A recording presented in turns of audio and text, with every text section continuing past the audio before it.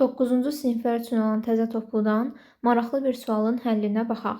AB 2 rəqəmli ədədinin 3A-2B ədədinə bölünməsindən alınan natamam qismət 4, qalıq isə 2-dir.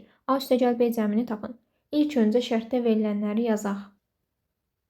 AB 2 rəqəmli ədədinin 3A-2B ədədinə bölünməsindən alınan natamam qismət 4, qalıq isə 2-yə bərabərdir.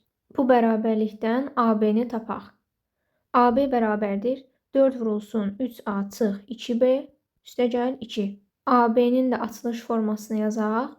10A + B bərabərdir 12A-8B + 2. B-ləri sol tərəfə, A-ları isə sağ tərəfə keçirdək. B + 8B 9B bərabərdir 12A çıxılsın 10A. 2A + 2. Daha sonra B-yə qiymətlər verib A-nın qiymətini hesablayaq. B-yə bir qiymətini versək, A-nın qiyməti olacaq 9-2 7, 7/2 3,5. A isə 3,5 ala bilməz. A və B ədədlərinin hər ikisi natural ədəd olmalıdır. Deməli, bu ödəmir. B-yə 2 yazsaq, A-nın qiyməti olacaq 9/2 18, 18-2 16, 16/2 8. Deməli, bizə lazım olan ədədlər bunlardır. 2 və 8.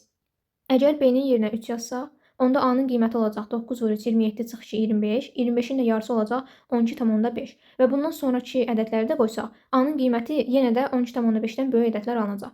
Şərtdə bizdən A + B cəmini soruşurdu. 2 + 8 doğru cavab olur 10.